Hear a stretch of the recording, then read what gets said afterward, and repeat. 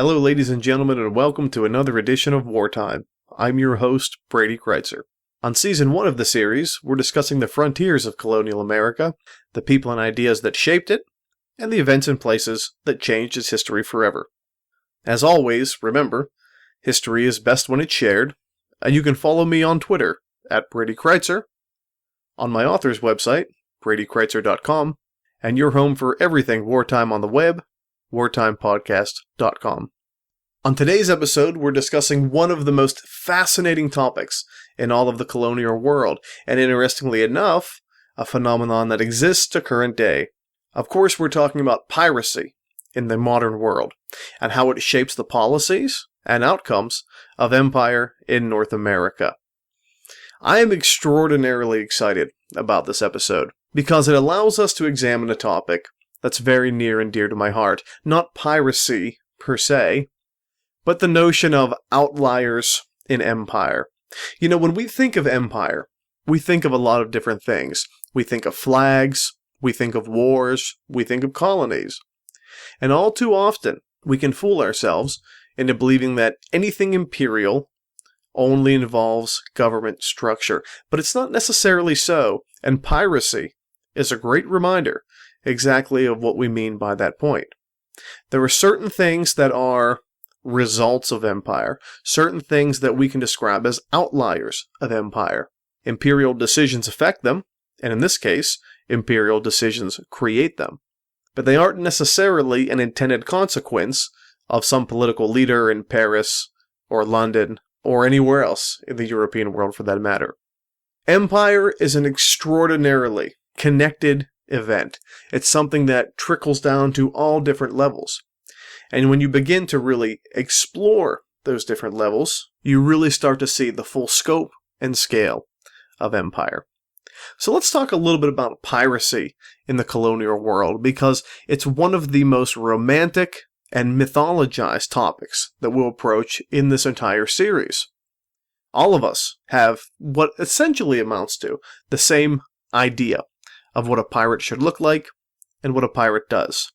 It is not unusual for us to picture a swashbuckler, a buccaneer, a bandit, someone that makes his own rules and works on his own schedule. We've always had this fascination with pirates, maybe because for too many of us, life tends to be a grind focused around someone else's schedule. But pirates always seem to be that little element of freedom that allowed us to more extensively experience a world that we really truly hoped existed once, and allows our mind to wander back to it. But I can assure you, we will talk about pirates in a very realistic sense, in the way that historians would typically approach them. Because when you really begin to tear them apart, who they are, why they do what they do, how they became to be, and how they remain to this day, you'll see that piracy is one of the great constants that seems to exist throughout every empire. So first, let's talk about where pirates come from and how long they've been around. The answer to how long pirates have been on this earth is really as long as people have been shipping goods across the oceans. There are examples of pirates in the ancient world, the ancient Greeks and the ancient Romans, the ancient Phoenicians, all worried about the fear of piracy. Because piracy is a natural product of a commercial market in a seafaring society. Anywhere you ship goods that are valuable, you run the risk that some people, some outsiders, some scoundrels, you may say, want to take advantage of your hard work and make it the spoils of that work their own. Piracy has been around forever. Hollywood has recently dipped its toes into the water of piracy as well, talking about the pirates off the coast of East Africa in Somalia, with the recent film Captain Phillips starring Tom Hanks. Piracy truly will never go away in this world as long as we're shipping at sea. And yes, you could make the argument that there are digital pirates stealing music and stealing software, but we're not necessarily concerned with that. But piracy goes hand in hand with a trade-based market. That's something we have to understand. If goods are being passed back and forth, there will always be individuals looking to take it and make it their own. But where do the romantic vision or the fantastic vision of pirates we have, say for example, Pirates of the Caribbean, really come from? Again, it gets back to our perception of the pirate. We think of the pirate as a person absent of a disciplined world, a person who makes their own schedule and enjoys the fruits of their own labor. To the victor, truly, go the spoils. But what does that really mean? Where does it come from? Well, interestingly enough, in the Caribbean world, piracy develops from a place that we least expect. Piracy develops from the exact opposite of a lot of those virtues and values we often ascribe to pirates. Believe it or not, piracy actually stems from a war. Now, what is it about the Caribbean that makes it so great or such a natural place for piracy to occur? Well, the bad news, it's really not the Caribbean that is naturally a magnet for pirates, but it's what's going on there. Recall, in the 16th century and the 17th century, who the dominant superpower in the New World is. Of course, it's Spain. And Spain is becoming the dominant superpower in the world because of what they're pulling out of the rich lands of South America and Central America. That, of course, is gold and silver. If you were to be in the Caribbean in the 18th century and the 17th century, what you would see is a constant flow of traffic coming off of the mainland of Central America and South America through the Caribbean and on its way to Europe. Now, these ships, for the most part, would be Spanish. Because of the Treaty in Tordesillas in 1506, Spain has almost exclusive rights to the Western Hemisphere, given to them by the Pope. Now, they will be constantly pulling raw materials from the New World, and there would be a regular and steady flow of ships moving east to west and west to east, either loaded with fortune or empty, waiting to harvest the natural resources of the New World. We would see the equivalent of millions of dollars per week traveling to and fro across the Atlantic Ocean. If you are a pirate, if you are a person who seeks to benefit from finding these ships, capturing these ships, and commandeering these ships, taking advantage of what's on them, you want to be in the Caribbean. It's simply where the action is. If you went to the Caribbean in 2013, you would not find piracy being a major problem. And the reason is because the economy of the Caribbean isn't necessarily based on that sort of commerce anymore. Piracy is very big off the coast of East Africa. Piracy is also very big in the Straits of Malacca in East Asia, because that's where the vast majority of the world's seafaring trade are trafficked through. In the 17th century and 18th century, the same was true of the Caribbean. So piracy doesn't really have a geographic home. It goes to where the proverbial action is. And in the 18th century, that was what we would consider to be the Caribbean Sea. Now, where do the great emergence of pirates come from in the 17th century? Well, interestingly enough, it comes from, as I've mentioned earlier, an unlikely place. It comes from a war. What we can say about Europe in the 15th, 16th, and 17th centuries is that there is a constant struggle, a push and pull for power. The politics of the day are such that empires like the British and the French and the Spanish and the Dutch are regularly competing with each other, not necessarily on the European continent, but the larger worlds that the European empires have built. That includes North America, that includes South America, and of course that includes the very rich and fertile islands of the Caribbean. Now, one of these wars in particular that we're going to talk very briefly about has a direct tie to the emergence of piracy in the Caribbean world, and it's a war that's known as the War of the Spanish Succession. In North America, it'll be known as Queen Anne's War. Now, how does this play out? Well, the War of the Spanish Succession, aside from its origins, because they aren't necessarily important for us in this regard, will largely be fought in a series of alliances. The English and the Dutch will square off with the unified forces of the French and the Spanish. Again, the origins aren't necessarily important for us, but what is important is that this is no longer going to be a war just fought in Europe as most of them had been. This will be a war fought around the world. Anywhere that these powers have colonies, you'll see them go toe-to-toe in open warfare. The Caribbean, much like North America, is no different. Now, in the Caribbean, what you'll see is that the fighting tends to be a naval war, and all of these superpowers will flood the Caribbean Sea and the Atlantic Ocean that surrounds it with ships full of men anxious to fight for their respective crowns. And you'll see a great deal of fighting, and you'll see fighting for many years.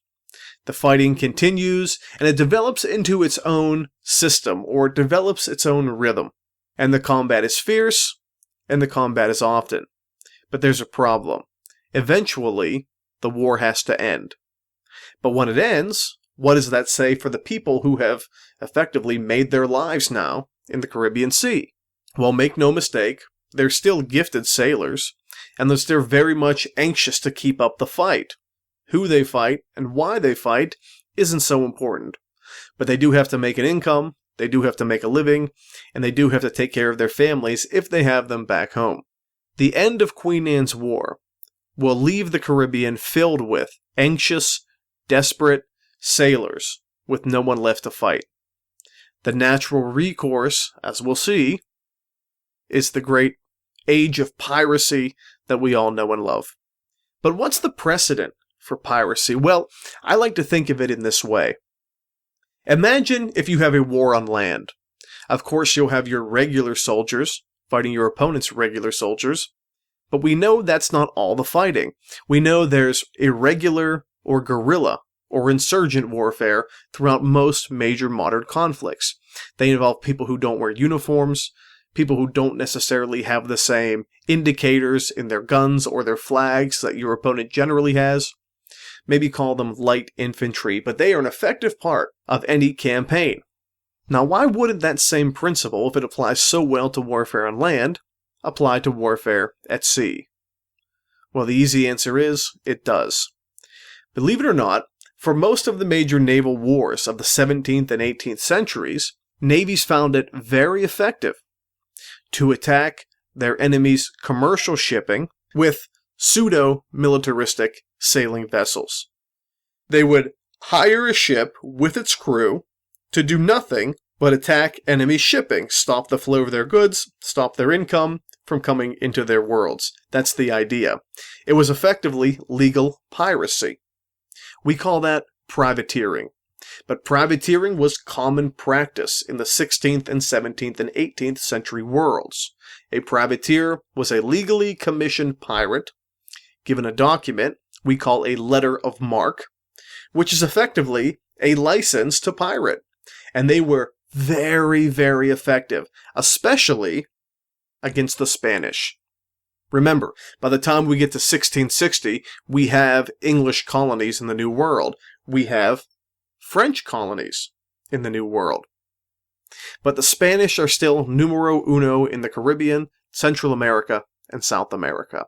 So England and France, particularly, will find it to be very profitable in terms of limiting Spanish power, because they all want to do it for different reasons. They all want to be competitive by attacking their shipping. It works very well. So the precedent for privateering exists. And when Queen Anne's War ends, what you have are a large population of very good privateers with nowhere left to practice their craft. Now, as I said in the beginning of the program, piracy is one of the great outliers of empire. It's one of the great unintended consequences of imperial ventures, because pirates, who become known as the enemies of all nations, are actually a creation of the very empires that despise them. What an amazing story. But let's talk about these pirates. Let's talk about how they operate. Let's talk about what daily life is like for them. Because what I found in most experiences, we have a very misguided, perhaps, understanding of what these people did and how they operated. At best guess, many historians will speculate that there were probably close to 2,400 active pirates in what we consider to be the golden age of piracy in a broad swath from 1660 to 1730. So if you are a ship captain trying to make money for your empire anytime during that 70-year period, what you have to understand is with that many people actively engaged in the act of piracy, it's a constant and real threat every second you're at sea. It's a very real issue.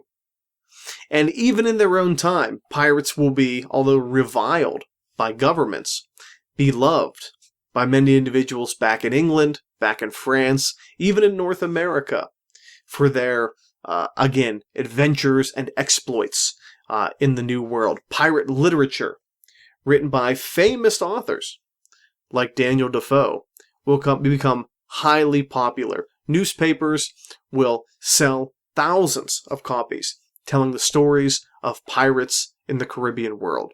But it actually goes far beyond the Caribbean. Because what will develop as we get closer to the 18th century, and as we get closer to the year 1715 and 1720, is a massive and profitable new trade that will bring even more ships into the Caribbean. This time not taking goods out, but bringing goods in. Unfortunately, those goods are human beings. We're talking about the slave trade of West Africa. Pirates will have a very real schedule ahead of them as far as being busy and being productive, and it will include not only traversing the waters of the Caribbean, but traveling the Atlantic all the way to West Africa. It's very uncommon to find pirates in the Caribbean in the 18th century that do not jump regularly from that world to the West African world to engage in and profit from the slave trade. Now, they aren't necessarily trading in slaves themselves, but they are seeking to benefit from the rich other supplies of goods moving back and forth. It's actually a highly complicated system, but it's a system that's well understood in its own time. So, how does one become a pirate? Well, pirate life is a difficult one. And we have to understand something very clearly about these people. We have our own visions of what life is like and who they were, but make no mistake, pirates are typically the lowest people you'd ever want to experience in your daily life. They're criminals. They're scoundrels. These are people that you would not want to cohort with. You would not want to pal around with. We have this vision of what pirates are in our minds, but in reality, these people are common thugs and common criminals, and they benefit, often with fatal consequences, from breaking and operating outside of the legal system.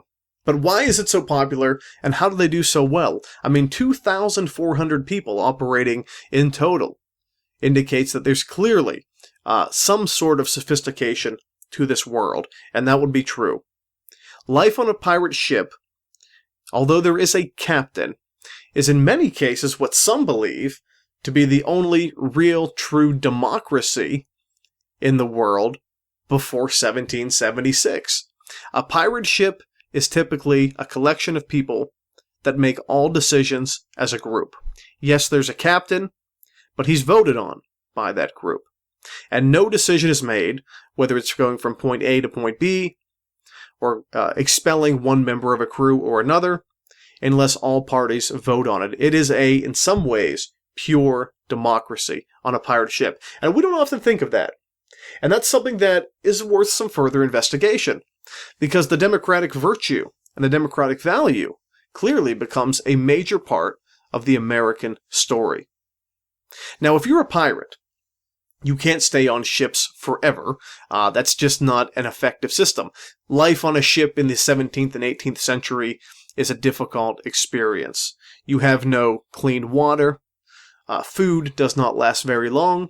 So you want to strike your prey as quickly as possible. But even if you pillage and plunder and even adopt some members of that crew into your ships, even sometimes, if it's a bigger and better ship, commandeering the ship as your new vessel, where do you spend it? You can't pull into an American port like New Orleans, Charleston, and say, I'm a pirate, and I'd like to spend this money that I've gathered breaking the law. You can't do that.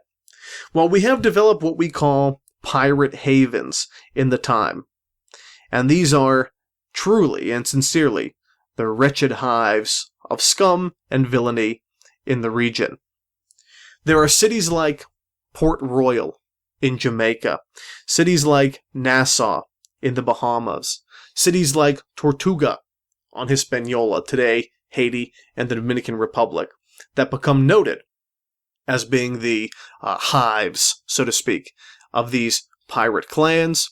It's where they spend their money, they drink, they carouse, they purchase affections from women who live there. It's truly the pirate's life. And these places will have very big reputations to live up to. For example, in the 17th century, Port Royal, Jamaica, is one of the largest cities in the entire English world, second only to London. Think of that. In the entire world, second only to London. And it's a pirate haven. Interestingly enough, Port Royal will be wiped off the face of the earth by a massive earthquake. It'll be completely destroyed, and to this day, rests at the bottom of the sea. Back home in England, those who scorn piracy refer to this as God's wrath or God's revenge, the modern Sodom and Gomorrah, removed from the face of the earth. It's a very compelling drama, but that's pirate life. And we don't want to embellish this story too much. We don't want to make it a fantastic adventure, because it really is not. There is no time from 1600 to really 1850 in some cases that pirates are ever considered to be an asset by these empires. If they are privateers in a time of war, they are a huge asset, an almost incalculable asset. But if they are operating outside the scope of royal authority, it is clear across the board, regardless of what empire you're dealing with, these people are a problem that need to be removed. But individuals among the populace will become larger than life because of their exploits as pirates, and we know those names today. People like Bartholomew Roberts, people like Henry Morgan, Captain Morgan, people like Edward Teach, otherwise known as Blackbeard. These men, these names, will go down in history because of their exploits, imagine this, as the criminal element of the day. It's very hard for us to understand that, but there is a sense of glorification here. There is an admiration among the populace that these people exist outside the reach of authority, and then outside of the boring drone of everyday life, whether it be in England, Charleston, or Paris. So who are these celebrities? Who are these figures that we so often associate with this so unique and so exotic way of life as piracy? Well, I think no single individual better embodies the story of piracy than Edward Teach, otherwise known as Blackbeard. Whenever we think about piracy, especially in the context of colonial North America, I really believe Blackbeard as a figure stands alone, because he's one of the people that, more so than any other, ties the colonial world of North America to the larger economy of the Caribbean. And he does it by making frequent voyages back and forth. He's well known in the American colonies and well respected amongst the pirate class of the Caribbean world as well. And in his story, we also get colonial America in a microcosm, that is, colonial America to the average person who lived there. So let's talk about where the figure of Blackbeard comes from, maybe dispel some of the myths of this individual, and get a better glimpse into the world of the 17th and 18th century American life. Little is known about Blackbeard when he's born. It's very likely he's born in England. It's very likely he's initially drawn to the Caribbean by Queen Anne's War. But none of that is verifiable, because the paper trail, as we call it, is very much a cold one in this regard. When we consider where Blackbeard was likely to come from, most experts will say he's born in Bristol, in England. And why they choose Bristol is because A, it is the second largest city in England, but also, more importantly, it's an emerging place of trade and seafaring commerce in the 17th century. Now, there is a lot of dispute over what his name actually is. Some will call him Edward Thatch. Others will call him Edward Teach. The most common understanding of who he is Edward Teach. But if he's from Bristol, if he's from that world, we have a very good sense of who he is and how he envisions life at the time. There's a few things about him that we find interesting. Number one, it's very clear, based on the fact that his body, when he dies, is found with a letter addressed to him, that Blackbeard is literate. And that's highly unusual, because you're dealing with a time without a real sense of public education and a real value in the average person being literate. If you are literate, it means you're probably from a prominent family and prominent household of some kind. So he's an interesting figure. He is not an outcast from English society. That's very important. He's not a product of some criminal underbelly of the larger English world. He's very much a product of what the average English person, maybe even a little more affluent than that, would know in the time period. Now, we don't know how he gets to the Caribbean.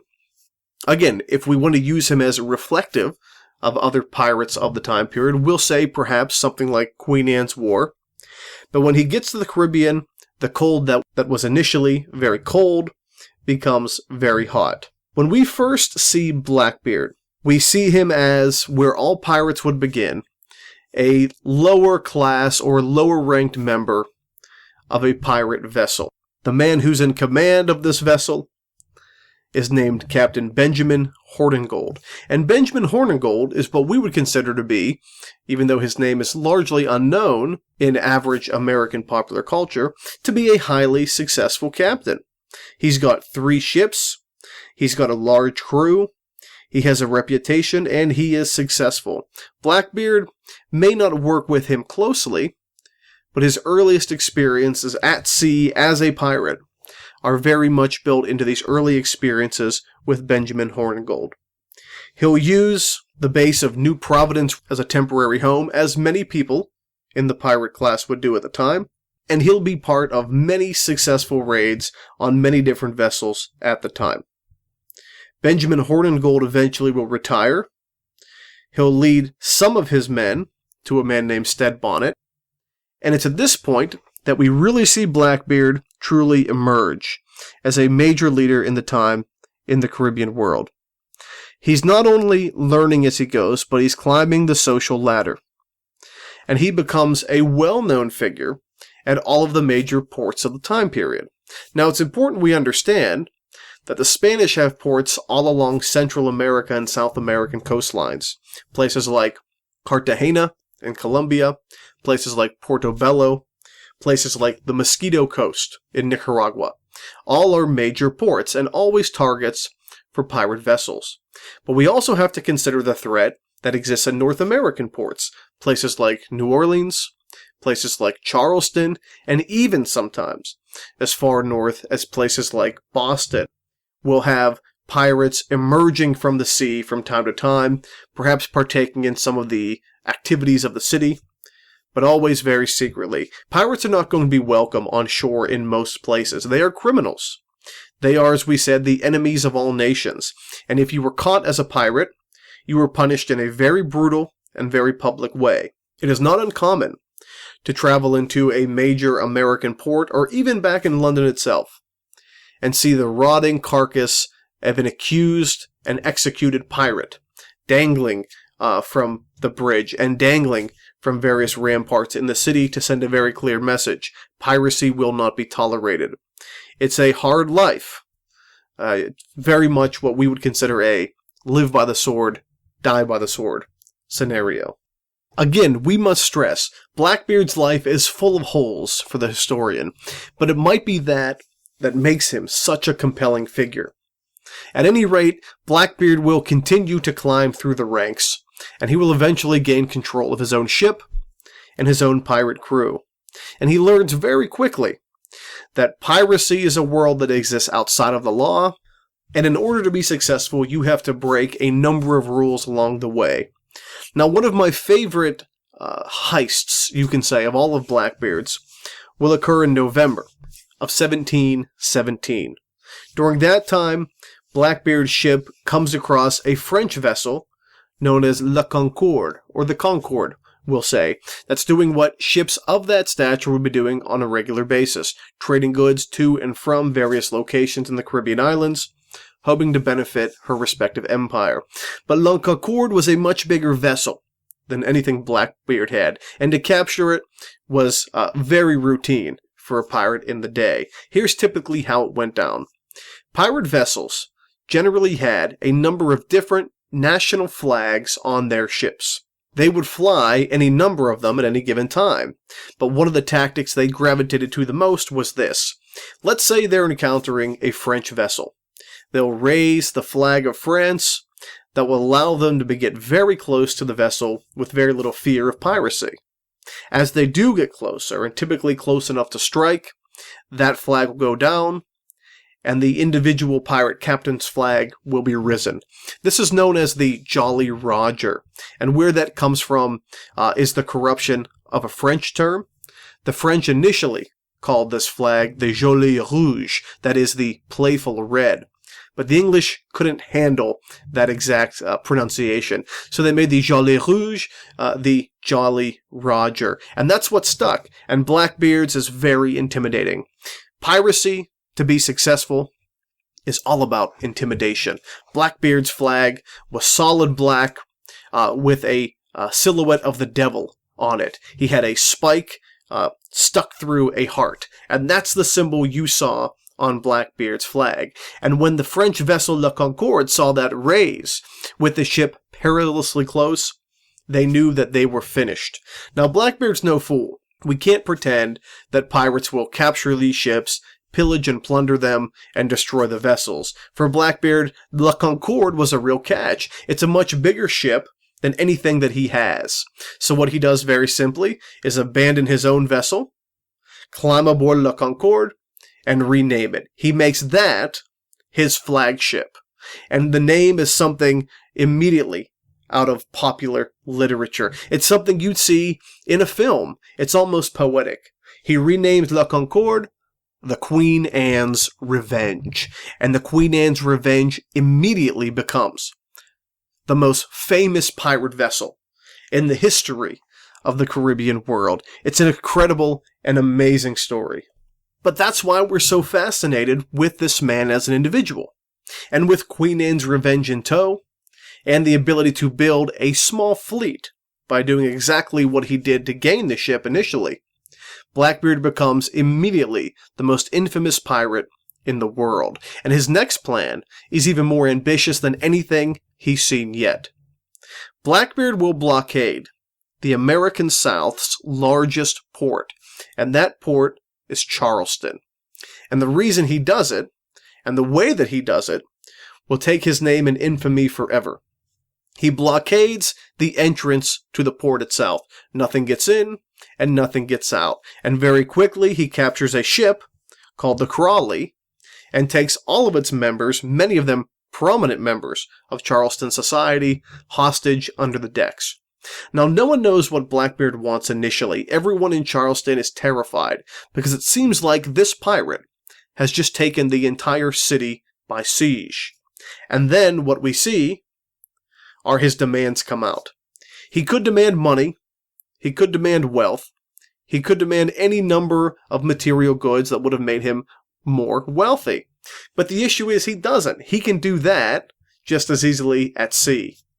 What Edward Teach needs are medical supplies. He takes the entire city of Charleston hostage. For what? Medicine. Now, what does he need? Well, this is something that is never really expressly said, but most historians agree.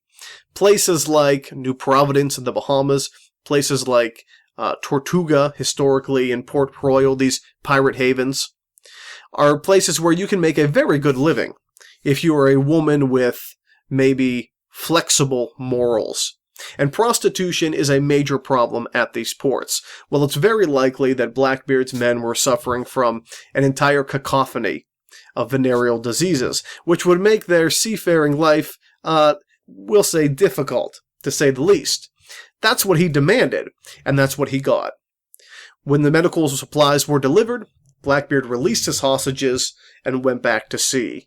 What a story, and how revealing is it about the day-to-day problems of life in the 18th century.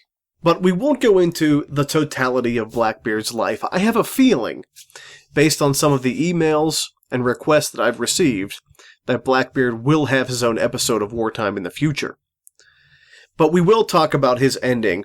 The end of Blackbeard comes in typical pirate fashion, a sword fight on the deck of his vessel with a man named Lieutenant Robert Maynard of the HMS Pearl.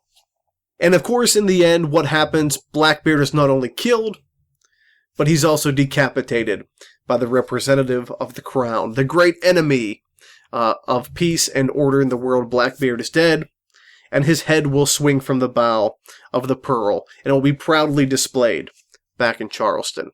That's the end of Blackbeard as we know, but again, it was very much a pirate's death. Now, we don't want to make his life something it wasn't, and we don't want to say that it was reflective of every pirate everywhere in the world. It just wasn't. We can say, however, that it was an extraordinary life, and it's lives like his, but also men like Calico Jack Rackham, Captain Henry Morgan, Stead Bonnet, and the others, that really make this time period a point of interest forevermore in the American psyche. And that's the issue of piracy, is that although we can seemingly easily trace its origins in the Caribbean world, the most glamorized version of it, it seems to be a constant throughout the world for all of human history. As long as human beings are trading at sea, as long as valuable goods are shipped from point A to point B, piracy is something that you'll always have closely tied to it. And again, we see this in our own modern world. Piracy doesn't disappear from the planet Earth. It's very important we highlight that. But piracy will end in the Caribbean by about 1750. Now, why does that happen? Well, there was an effort by the unified empires of the world to combat piracy at all costs. But the issue really occurs that the Caribbean sort of winds down as the place where you see the majority of valuable and rich trade occurring in the world. That idea will very likely shift. The place where that becomes prominent will next be the Mediterranean. It always has been. I don't want to minimize the Mediterranean in this regard, but the Mediterranean Sea becomes the new base of piracy in the world. These are different kinds of pirates, but they operate for the same reason. These are North African pirates. These are largely Arab Muslim pirates, but they're pirates all the same. And they are equally damaging and equally troubling to all empires in the area. So, when we think of piracy, I would ask that you think of it not as something involving Johnny Depp and Hollywood blockbusters, but really consider it for what it is.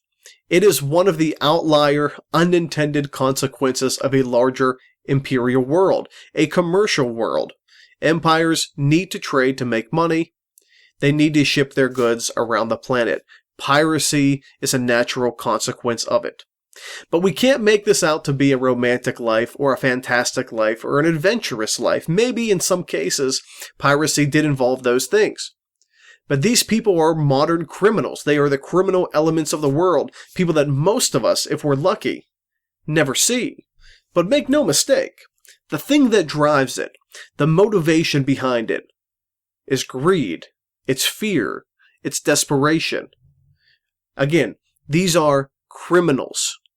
And the study of the criminal mind indicates that as long as there's human beings, there will be criminal behavior. Thank you for joining us. I'm Brady Kreitzer, and this is Wartime.